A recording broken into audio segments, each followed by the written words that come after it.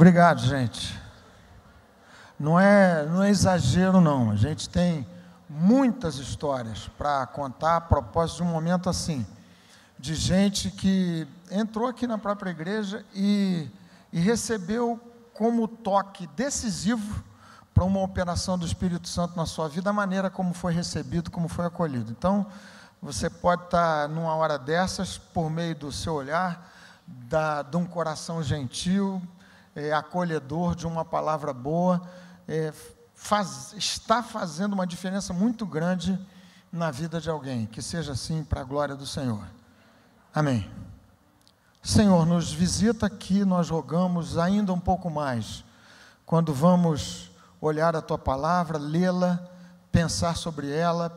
Eu peço que o Senhor nos assista, a mim, aos meus irmãos e irmãs, aos que nos visitam aqui, com esse indispensável toque do Espírito do Senhor. O mesmo Espírito que inspirou essa palavra infalível, inerrante, suficiente, por si, completa em todos os seus termos. Agora também rogamos que lances luz no nosso entendimento, na nossa alma, a começar por mim, para compreendermos aquilo que nos queres falar na singeleza e na simplicidade, e de outro lado, no calor desse ambiente em Tua presença, em nome de Jesus. Amém. Amém. Pode dizer um amém caprichado, com força? Obrigado, gente. Que bom. Gente querida, o texto é de uma aplicação das mais óbvias. A gente já falou desse texto aqui certamente algumas vezes. Você vai perceber, ele é uma metáfora perfeita do que se passa muito frequentemente, muito mais frequentemente do que o que a gente gostaria que acontecesse na nossa vida. E é um texto de apresentação, depois de alguns milagres relatados aqui, já vou citar que texto é esse, de apresentação do poder soberano de Deus numa dimensão que os discípulos não conheciam ainda, por conta do que se assustaram diante do fato que vocês vão ver, passou-se aqui no Mar da Galileia.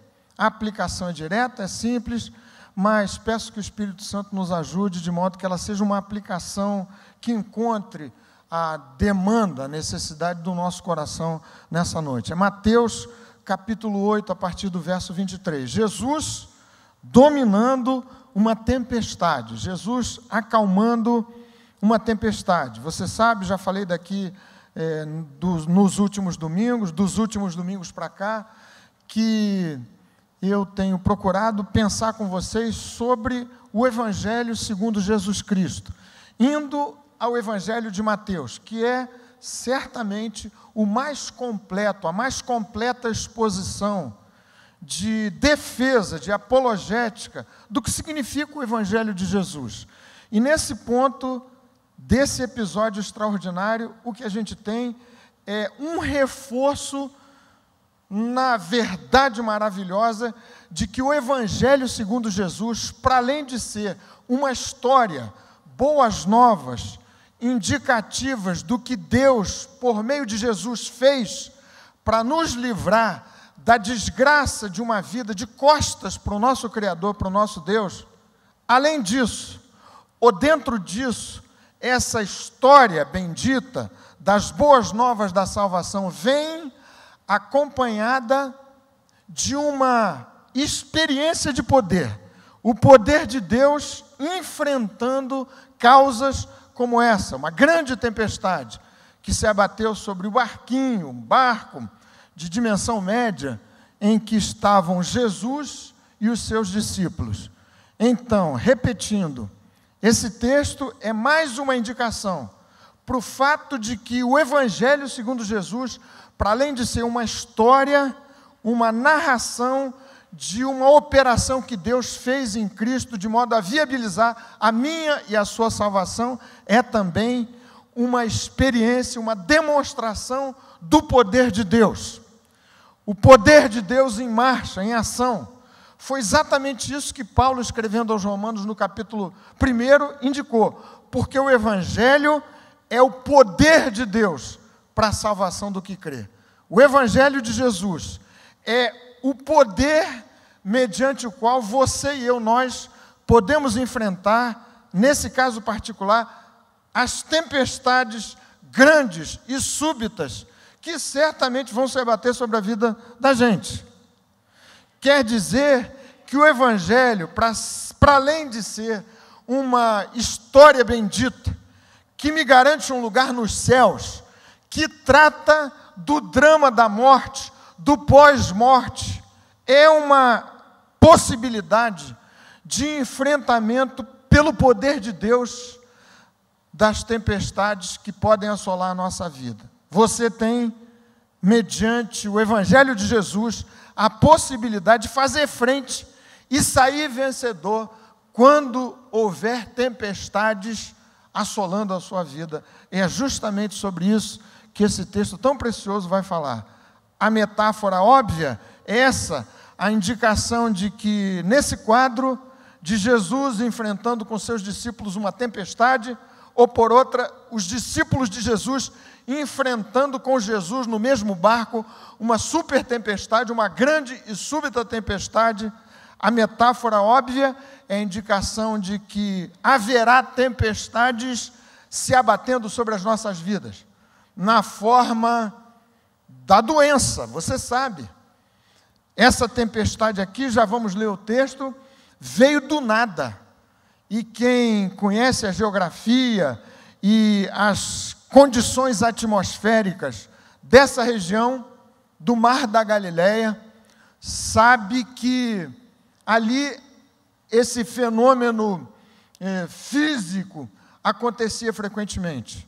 Mar da Galileia, ou Lago de Genezaré, era chamado de mar pela sua dimensão, mas está situado a quase 200 metros abaixo do mar Mediterrâneo, significando dizer que há condições atmosféricas que propiciam essa situação.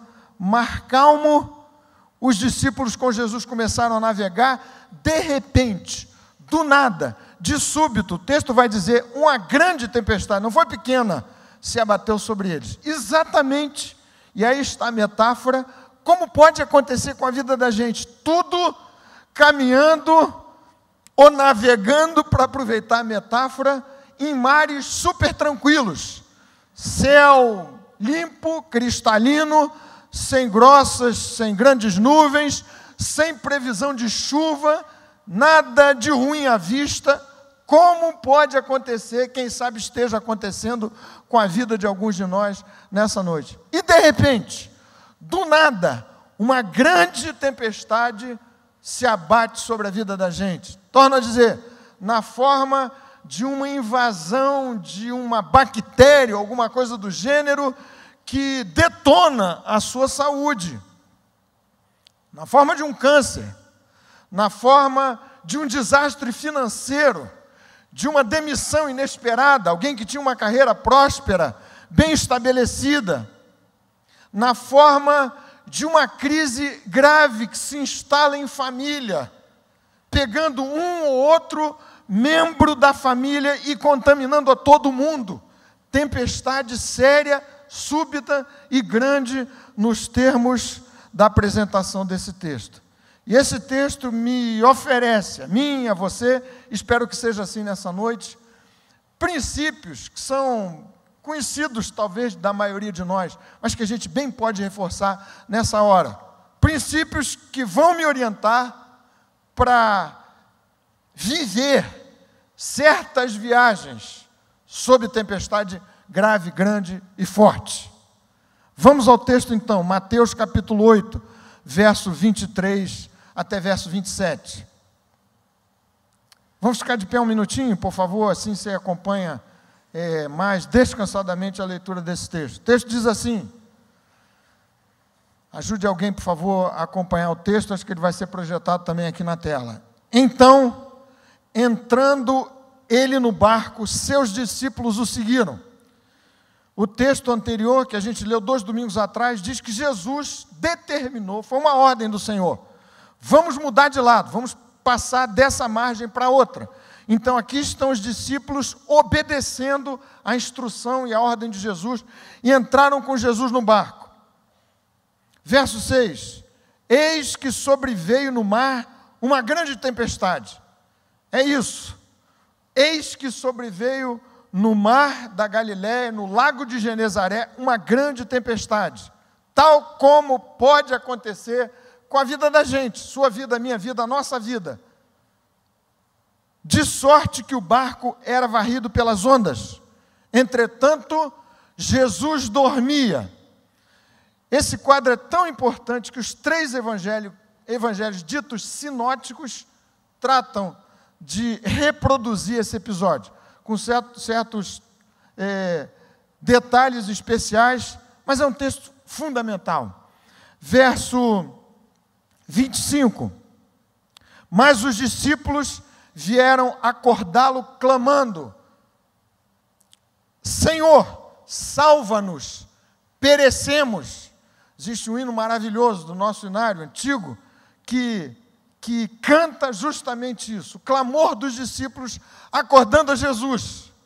Pensem no quadro, o barco debaixo de uma tempestade absurda, não era certamente um iate, super bem preparado, super confortável, não deveria ser, devia ser um barco de pesca. Lá estava o mestre com os seus discípulos completamente apavorados, Jesus dormindo. E um outro texto de Marcos declara que Jesus dormiu.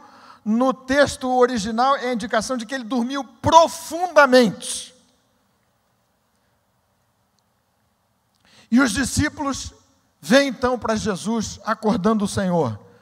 Verso 26, perguntou-lhes então Jesus: por que sois tímidos, homens de pequena fé? No relato de Lucas, o texto diz: onde está a vossa fé? Indicando que a chave para que se suportem tempestades sobre a nossa vida é a fé, é o exercício da fé. Por que sois tímidos, homens de pequena fé? E levantando-se, repreendeu os ventos e o mar, e fez-se grande bonança. Que coisa maravilhosa! Vejam que contraste extraordinário. O que era uma grande tempestade se transforma em grande bonança. Exatamente isso que o Evangelho de nosso Senhor Jesus Cristo deve produzir na sua vida. A transformação de grandes tormentas num ambiente de grande bonança e paz, por meio da aplicação do poder de Deus na minha e na sua vida. Verso 27, maravilharam-se os homens, dizendo: quem é esse que até os ventos e o mar lhe obedecem? Palavra bendita do Senhor, inspirada, infalível, que ela visite e abençoe os nossos corações nessa noite. Você pode se assentar.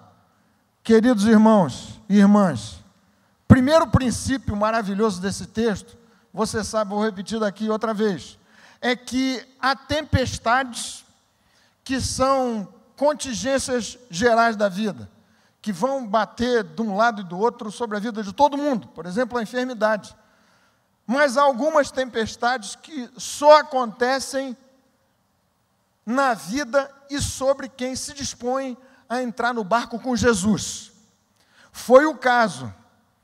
Essa tempestade só pegou a vida dos discípulos de Jesus porque eles resolveram obedecer ao Senhor. Se tivessem ficado em terra firme, não teriam passado o aperto e o sufoco dessa situação. Então, você precisa saber, andando com Jesus, que há 2 tipos de tormenta que podem envolver a sua vida. Algumas que são contingências gerais da vida, que pegam a vida de quem anda com o Mestre. Mas há algumas que vão acontecer justamente, exclusivamente, sobre a vida de quem anda no mesmo barco que Jesus. Você se expõe a certas tormentas porque decidiu seguir Jesus. E seguir Jesus implica em determinados compromissos. É um caminho estreito. Foi o próprio Jesus que me chamou para um caminho estreito, não largo. Significa que você não deve se assustar com a possibilidade de que algumas tormentas se abatam sobre a sua vida. Esse texto me ensina, portanto, que, para além das tempestades de ordem geral, contingências de vivermos num mundo em desarmonia com o Criador, você também vai viver e vai pegar a pressão de determinadas situações de tempestade que só batem sobre a cabeça de quem anda com Jesus. Foi esse o caso. Você não pode confundir, nem eu, determinadas situações que aparentemente têm a ver com o fato de que você é de Jesus e que às vezes são resultado da insensatez da experiência evangélica fora dos termos da palavra de Deus. Tem gente que, em nome da fé, chama sobre si tempestade. Eu li hoje mesmo, num livro que me pareceu muito bom, que eu ganhei de presente do Dr. André, médico aqui da nossa igreja, esposo da Michele. Um capítulo só, não deu tempo de ler mais, de um livro do Philip Yancey, acabei de comentar com o pastor José, livro chamado O Eclipse da Graça. E lá nesse livro, a propósito desse assunto, o escritor cita um episódio que aconteceu lá nos Estados Unidos, para descontaminar aqui a nossa discussão, e você não pensar que eu estou fazendo referência a uma coisa ou outra aqui do nosso ambiente já super tóxico no nosso país, mas lá nos Estados Unidos, 10 anos atrás, diz o escritor Philip Yancey, que por zelo evangélico e cristão, um engenheiro que trabalhava numa rede de televisão americana, que existe até hoje, a CBN, uma rede cristã evangélica, interveio, usando os seus recursos técnicos, numa transmissão de um canal da Playboy. Ele conseguiu fazer uma espécie de hackeamento, invadiu lá o canal, durante a transmissão de um filme, cujo nome é Êxtase Americano, espero que você não imagine o que se trata, mas canal da Playboy. E o cidadão, por zelo evangélico e cristão, invadiu o canal, interrompendo a transmissão com um versículo bíblico. Arrependei-vos, porque está próximo o reino de Deus. Uma confusão sem tamanho, foi processado no Tribunal Federal, uma loucura total. Viveu uma tempestade enorme sobre a sua vida, certamente pensando, eu estou sofrendo porque sou cristão. Não, estava sofrendo porque era tolo, estúpido no exercício da sua fé, sem sensatez alguma.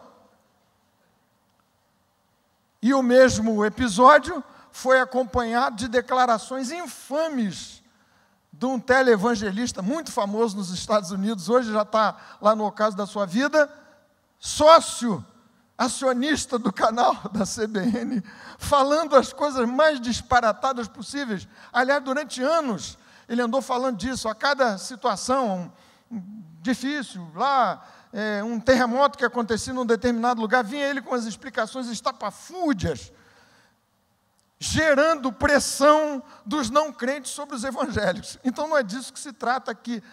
Você, por decidir andar com Jesus, andar no mesmo barco que Jesus, viver a verdade, você vai passar por determinadas tempestades que têm a ver com esse caminho estreito, não o caminho da insensatez a que acabei de me referir. Segundo princípio que esse texto ensina, que é correlato a essa primeira ideia, estar no mesmo barco que Jesus, ou seja, entregar sua vida a Jesus, andar com Ele, obedecer a sua voz, porque você viu, estavam nesse barco por conta da sua disposição de obedecerem ao comando de Jesus. Vamos passar para o outro lado. Jesus mandou, Jesus não pediu, Jesus mandou e eles obedeceram. E estar no mesmo barco que Jesus não é garantia de que não haverá grandes tempestades, súbitas tempestades assolando a sua vida. Você sabe disso, mas às vezes a gente se choca. Senhor, justamente comigo, eu ando na tua presença, eu vivo diante de ti, justamente agora, no melhor momento da minha caminhada com Jesus, quando eu estou levando uma porção de gente para a igreja, vem essa tempestade sobre a minha vida, que história é essa? O Senhor não deveria me blindar de uma tempestade nesses termos e dessa forma? Não. Você não tem essa garantia. Estar no barco com Jesus não significa que você não vai viver sob tempestade. Eu aprendi aqui na escola dominical da primeira igreja um corinho muito interessante sobre andar no barco com Jesus. Ele dizia assim, não sei se a garotada canta ainda hoje: com Cristo no barco tudo vai muito bem. Canta ainda, Ana? Não? Vai muito bem, Josué. Josué que é meu... Não, Josué é um pouco mais velho que eu, muito mais, embora não pareça. Eu já ia dizer que era meu contemporâneo, mas ele deve ter cantado esse corinho também. Vai muito bem. Então, gente, olha só, é mais ou menos verdade, hein, Josué? Com Cristo no barco tudo vai muito bem, tá certo, em termos. Porque sem Jesus no barco é uma desgraça total. Nós vamos ver o que pode ser feito justamente porque Jesus estava no barco. Mas quanto a supor que com Cristo no barco tudo vai muito bem, significa que a tempestade não virá sobre a sua vida, falso, errado, não bíblico. Pedro, na sua primeira carta, capítulo 5, diz um texto que já repeti aqui dezenas de vezes: amados, não estranheis o fogo ardente que surge no meio de vós, destinado a provar-vos, como se alguma coisa extraordinária vos estivesse acontecendo. Pedro sublinha o modo, o advérbio de modo, o qualificativo, alguma coisa extraordinária. É o normal da caminhada com Jesus. Não estranheis o fogo ardente que surge no meio de vós, destinado a provar-vos. O princípio indica, talvez não seja muito consolo, mas vamos avançar no exame desse texto.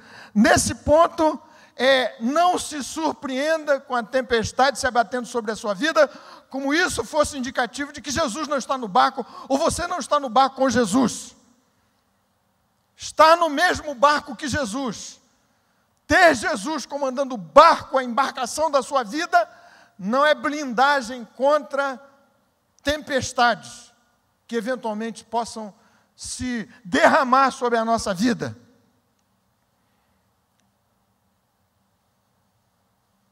O último livro escrito pelo pastor conhecido como príncipe dos pregadores, pregador inglês, Spurgeon, que faleceu no final do século XIX e que viveu momentos muito difíceis, uma tribulação seríssima na forma de uma doença chamada depressão. Spurgeon, recuperado, passou as 2 últimas férias, períodos de férias de inverno, numa cidade paradisíaca no sul da França. E lá, nesse ambiente, já recuperado de uma depressão fortíssima, que acometeu o príncipe dos pregadores, um homem extraordinário, homem de Deus. Ele escreveu um comentário a esse texto de Mateus, Evangelho de Mateus. Tem esse comentário precioso, bem devocional, pouco técnico, mas bem devocional.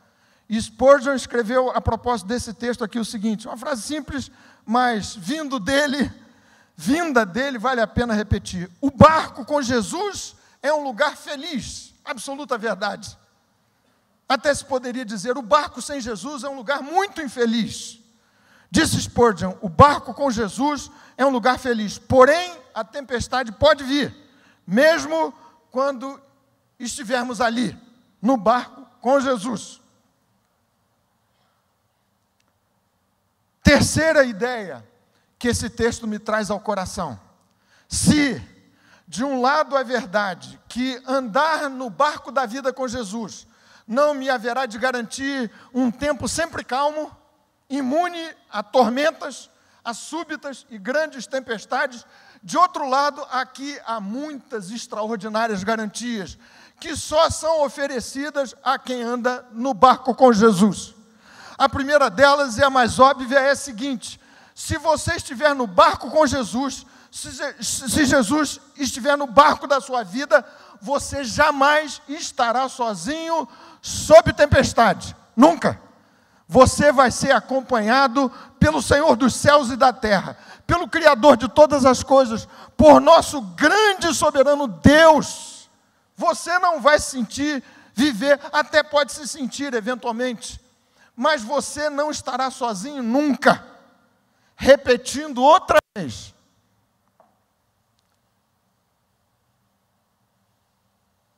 Isaías capítulo 43, verso 1, verso 2, você tem que sublinhar, decorar.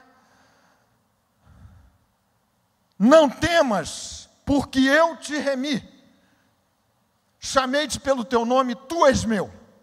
Então a garantia da companhia firme e constante de Jesus, do nosso Deus, só é oferecida àqueles que foram remidos, que aceitaram a bênção da salvação pela graça, e se apropriaram dessa salvação pela fé em Jesus.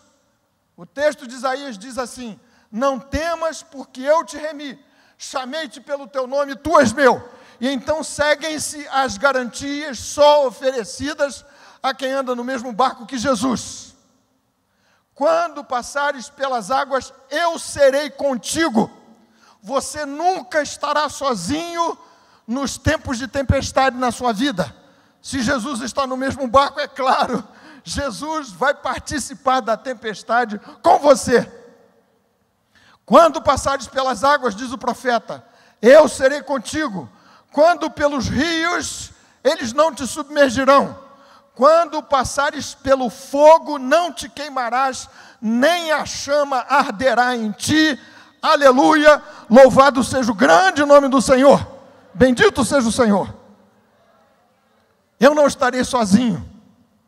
Segunda garantia extraordinária é que Jesus se permitirá ser acordado pelo meu clamor. Salmo 116, verso 1. Amo o Senhor, porque Ele ouve a minha voz e as minhas súplicas. Invocá-lo-ei enquanto eu viver. Eu amo o Senhor por muitas razões, mas uma delas, bem específica, bem particular, é o fato de que oro a um Deus que ouve o clamor da minha voz e do meu coração. Salmo 120, verso 1. Na minha angústia, clamo ao Senhor e Ele me ouve. Vocês viram aqui o que aconteceu? Jesus dormia profundamente e foi acordado pelos discípulos petrificados de medo. Mas Jesus se deixou acordar. E a repreensão de Jesus na direção dos discípulos não era no sentido de dizer, por exemplo, por que vocês estão me incomodando pedindo socorro? Foi porque vocês não são capazes de crer e descansar nessa fé. Mas curioso o texto, Jesus se deixou acordar e respondeu ao clamor dos discípulos nos termos da sua vontade de maneira completa. Então essa é uma garantia que só tem quem anda no mesmo barco que Jesus. Quem deixa Jesus entrar no barco da sua vida, você terá a sua companhia, a companhia de Jesus, significando dizer, você vai poder clamar a Jesus a qualquer hora e a qualquer tempo.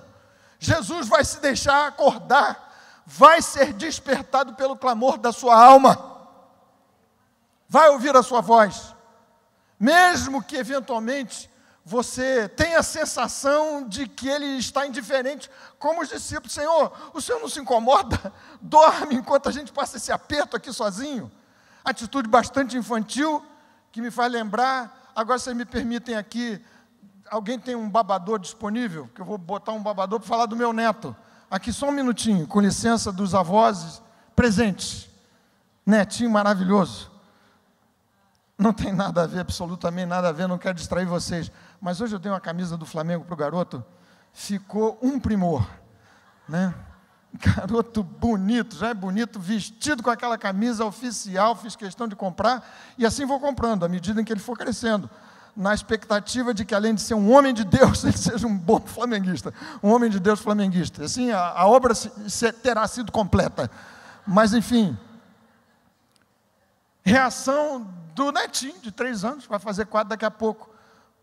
Ele está dormindo do lado dele. Está dormindo do lado dele, não. Ele está acordado. E o vovô dormindo. Vou falar do vovô, mas deve acontecer também com a mamãe, com o papai, com a vovó. Não adianta, não basta ficar do lado do Guilherme para fazer companhia a ele. Você tem que ficar acordado. Ai de você se dormir. Ele acorda. Vovô, não dorme não. Vovô, Guilherme. E às vezes você é tonto de sono, porque ele tem um horário assim um pouquinho diferente às vezes da gente, e acorda muito cedo. Ou muito tarde, sei lá, no meio da noite, ou eventualmente vendo lá uma coisa qualquer.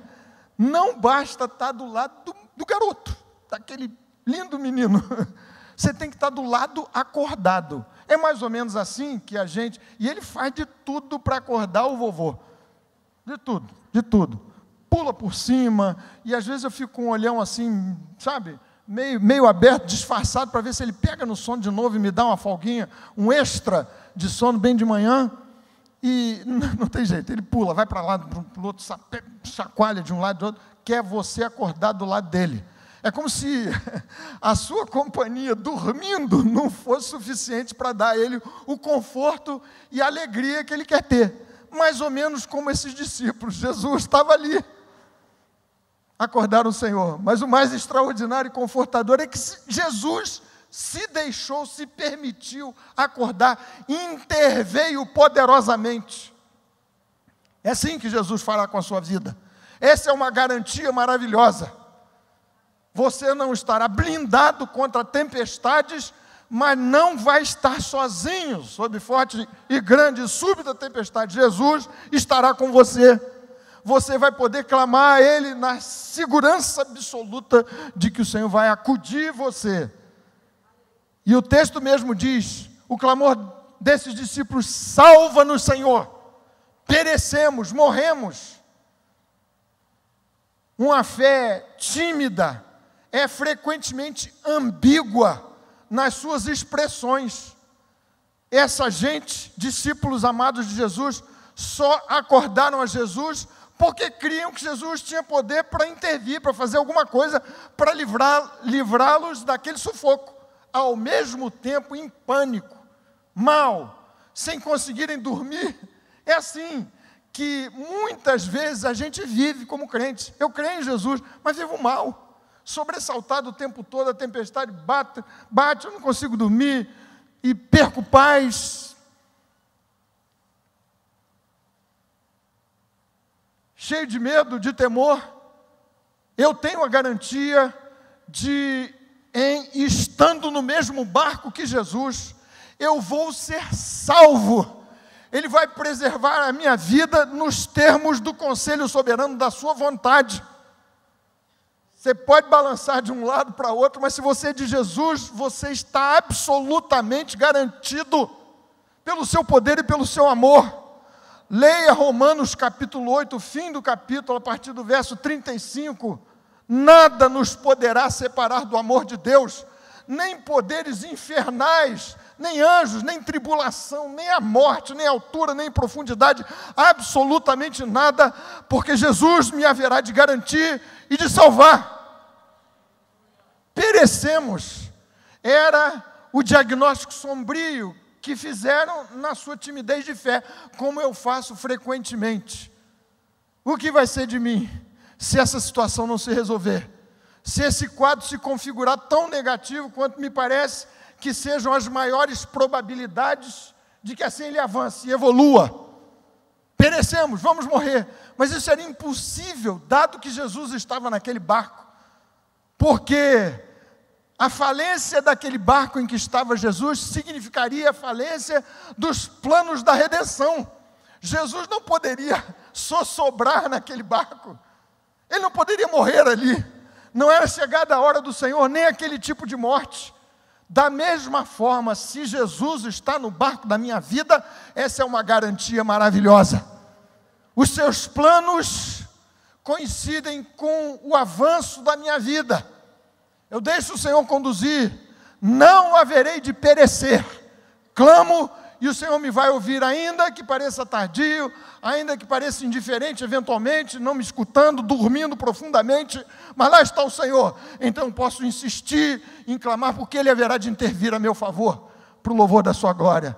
Não vou perecer nas ondas desta vida louca, bizarra, surreal, tão cheia de maluquices o tempo todo. Minha vida está segura com Deus, em Cristo Jesus, nosso Senhor e nossa vitória.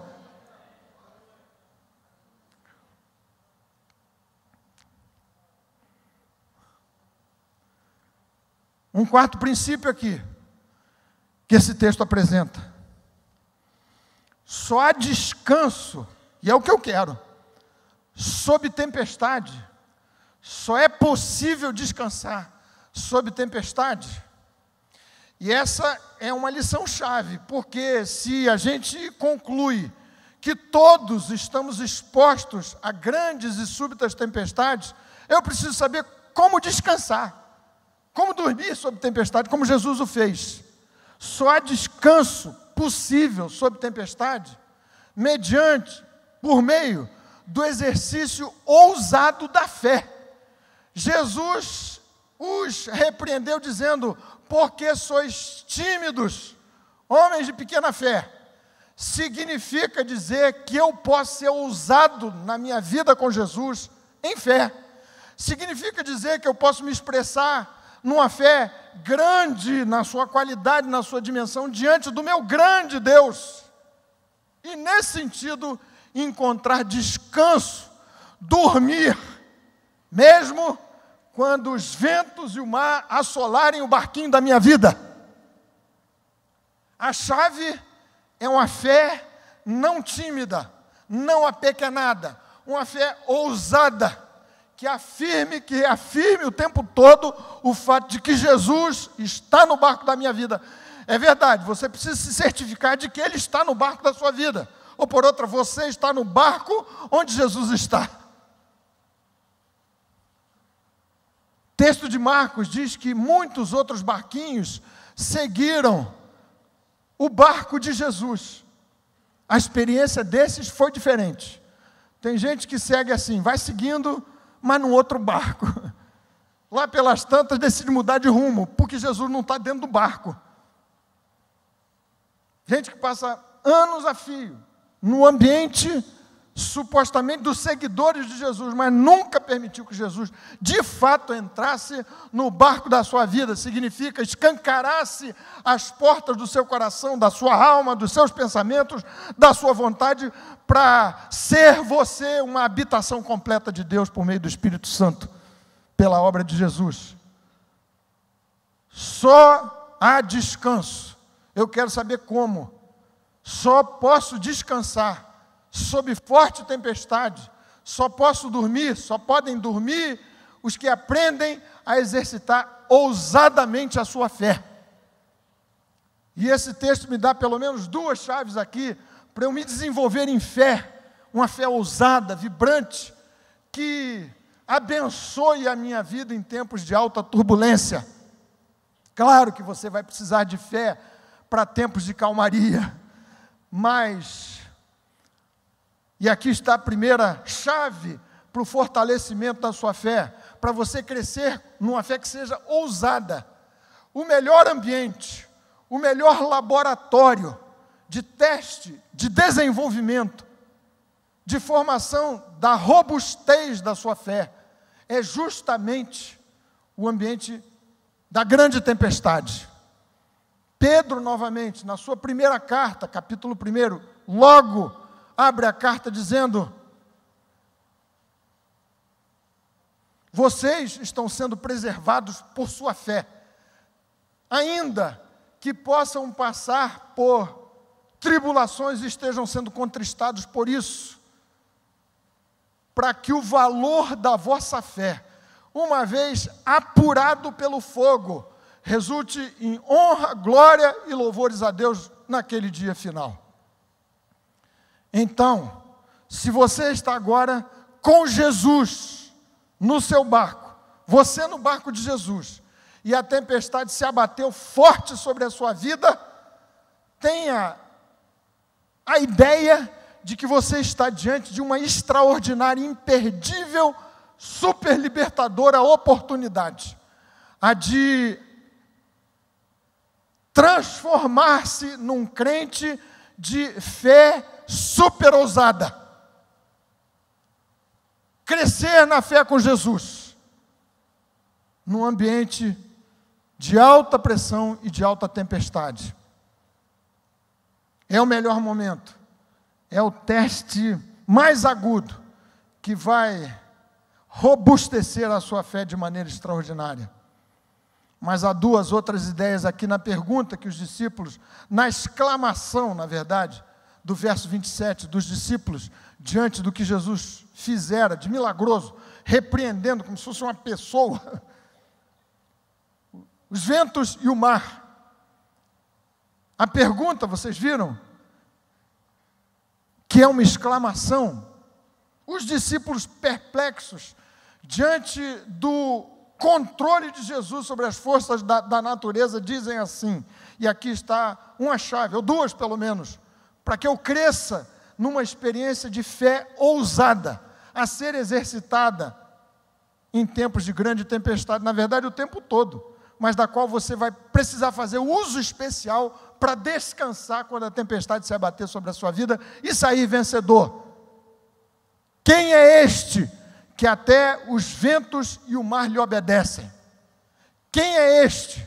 O Evangelho segundo o Senhor Jesus Cristo chama a mim e a vocês para um conhecimento de Deus na pessoa de Jesus Cristo, pelo poder do Espírito Santo. Eu preciso conhecê-lo mais e mais. Não é questão de se comprometer com essa ou com aquela outra igreja, com um conjunto ético, moral, que tem altíssimo valor, próprios do Evangelho de Jesus, mas é você conhecer a Jesus, Ele mesmo. Quem é esse? E a questão da timidez da fé, fé bruxuleante, tépida, morna, fraca, tímida, tem a ver com o baixo nível do nosso conhecimento de Deus. Esses discípulos tiveram aqui uma demonstração prática de que se tratava do Messias, Deus encarnado, quando o viram controlando as forças da natureza pelo poder da sua palavra. A minha fé, a sua fé, a nossa fé haverá de crescer à medida em que conhecermos mais e mais o Senhor Jesus Cristo.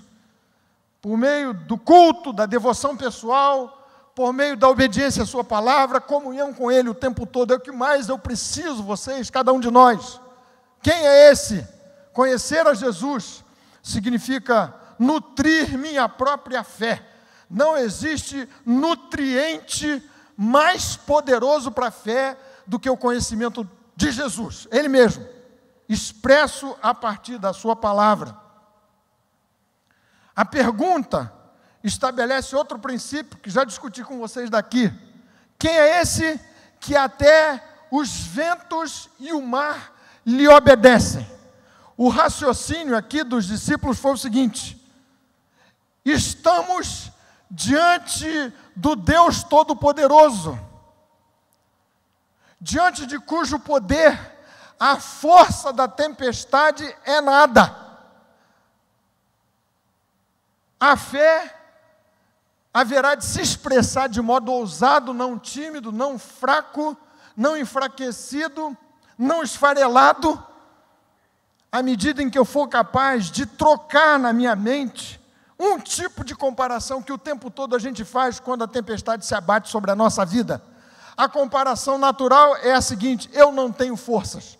Você compara a dimensão da tempestade, do muro que você tem que transpor, com sua capacidade, com os seus recursos, com suas experiências pregressas, com aqueles a quem você eventualmente poderia recorrer para acudir em você. A comparação é imprópria, não é comparação da fé. Nada de comparar a tempestade, a força dos ventos e das ondas com o seu poder ou a sua fraqueza. Não é essa a comparação devida. Eu preciso comparar o obstáculo que se interpõe entre mim e a vitória com o tamanho do meu Deus. E foi exatamente o que eles fizeram. Pensando assim: bom, se estamos diante de um Deus tão poderoso, tão grandioso, capaz de dominar essas forças tão impressionantemente poderosas, Ele também haverá de se haver vitoriosamente nas tempestades que se têm abatido sobre minha vida.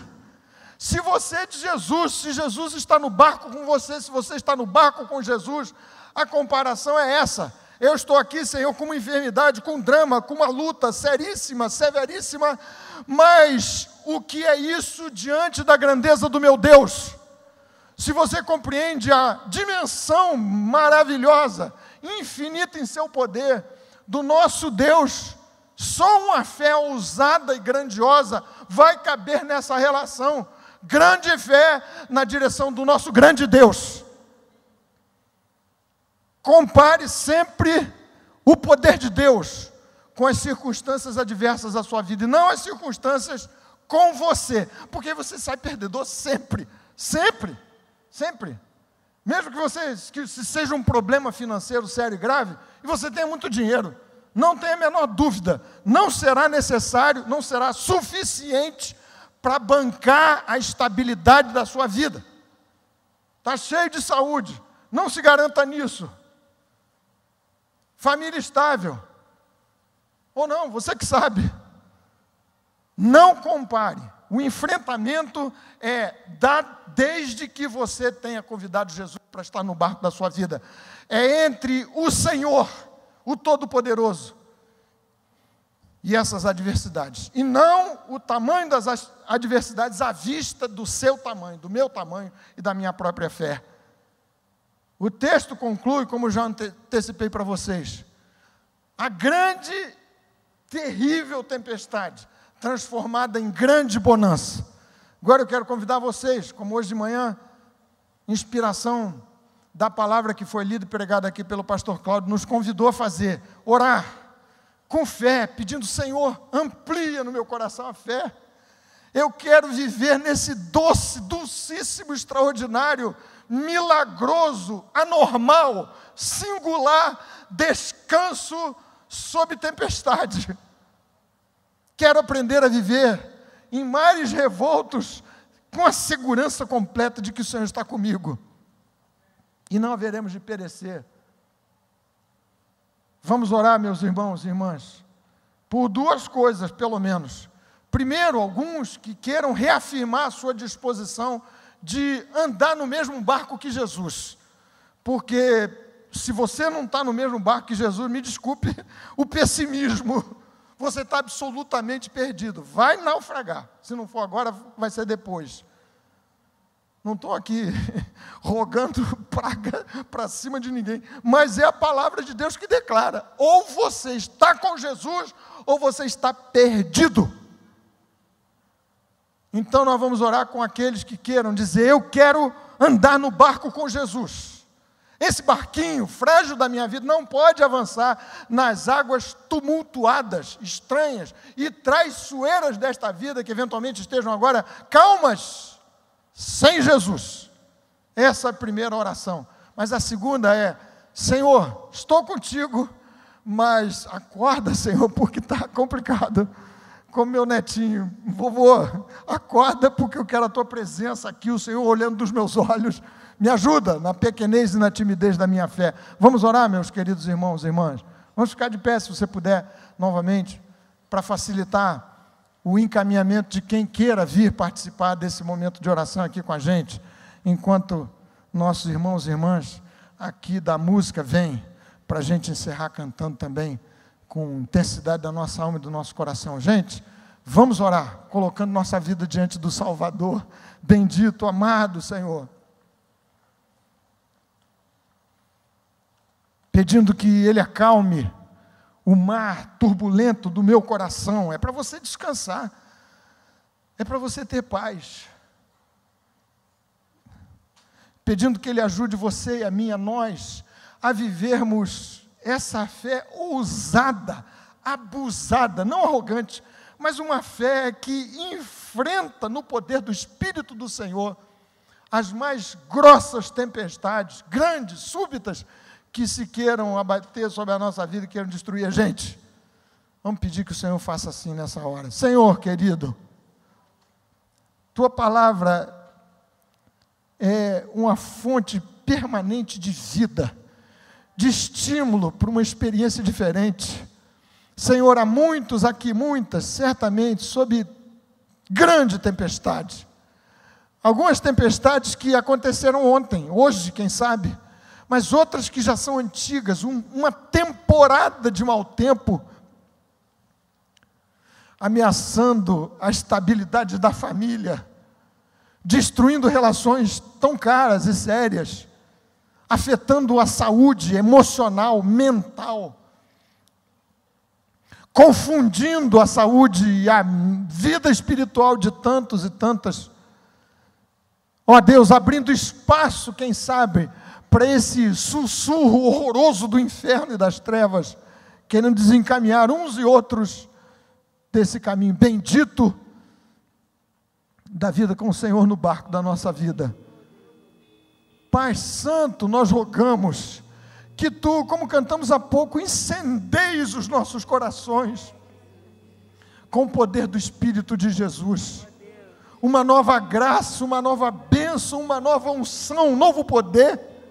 Senhor querido, não nos deixes vivendo essas reações infantis e ambíguas dos que são tímidos na sua própria fé, crendo, mas se apavorando, não dormindo, não sossegando, não descansando. Ó Deus, são dias tão sombrios, tão negros. Só o Senhor, só a Tua graça, só o Teu poder, só a calma que decorre da paz de Deus, que excede a todo entendimento.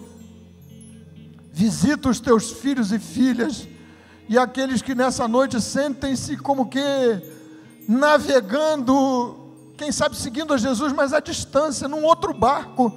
Ó Pai bendito, que essa seja a noite decisiva, da mais séria e grave decisão que alguém pode tomar, entregar-se completamente ao Senhor,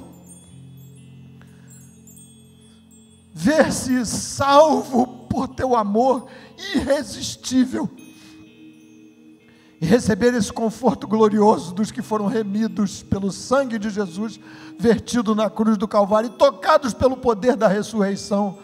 Ó Deus, abençoa-nos, pequeno rebanho, frágil rebanho, mas dá-nos a experiência do poder de Deus nas nossas vidas, no enfrentamento das tempestades. Obrigado porque tem sido assim na vida de tantos, mas generaliza essa bênção e essa experiência. E os que já viveram algumas temporadas de vitória sobre tempestades e agora estão sendo derrotados, se sentem mal, desassossegados, ó Pai Celeste, reedita em larga e generosa medida o derramar do Teu poder e da Tua graça sobre eles, sobre todos nós. Pedimos assim, em nome do Senhor, para a glória de Jesus. Amém, amém. Bendito seja o grande nome.